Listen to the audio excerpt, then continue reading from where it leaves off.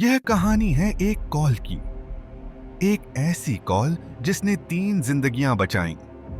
यह कहानी है अमांडा बेरी की, जिनकी आवाज ने अंधेरे में उम्मीद की एक किरण जलाई। 2 मई 2013 की रात थी। क्लीवलैंड, ओहायो के एक घर से एक कॉल आई। एक कॉल जिसने इतिहास बदल दिया। 911। 911 आपकी क्या आपात स्थिति है? अमांडा बेरी डरी हुई आवाज में। Cleveland 911. Hello, police. Help me, I'm Amanda Berry. You need police, fire, ambulance. I need police.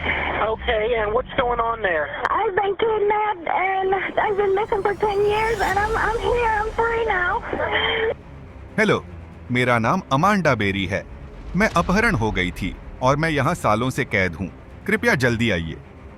यह वही अमांडा बेरी थी जो 10 साल पहले अचानक गायब हो गई थी। वो अपहर्ता के घर में बंद थी। उसकी आवाज में डर और उम्मीद का मेल था। उसने कहा कि वो उस घर से भाग निकली है और एक पड़ोसी के घर से कॉल कर रही है।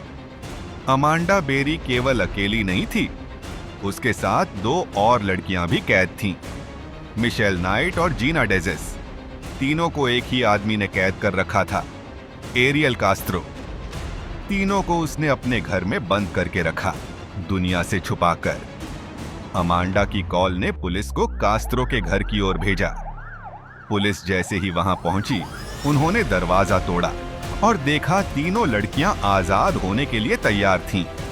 उनके चेहरे पर राहत के आंसू थे। सालों की यातना अब खत्म होने वाली थी। अमांडा की उस एक कॉल ने कास्त्रो के अत्याचार का अंत कर दिया। एरियल कास्त्रो को गिरफ्तार कर लिया गया और बाद में उसे उम्र कैद की सजा सुनाई गई। लेकिन वो कॉल केवल कास्त्रो की गिरफ्तारी की नहीं थी, वो एक उम्मीद थी, एक नई जिंदगी की शुरुआत। मिशेल, जीना और अमांडा, तीनों को आखिरकार न्याय मिला। सालों की यातना और दर्द के बाद वो आजाद थीं। उनकी कहानी एक सबक है, एक प्रेरणा है। यह कहानी हमें सिखाती है कि कभी-कभी सिर्फ एक आवाज, एक कॉल पूरी दुनिया बदल सकती है। धन्यवाद। और अधिक सच्ची घटनाओं के लिए सब्सक्राइब करें। कभी उम्मीद मत खोना।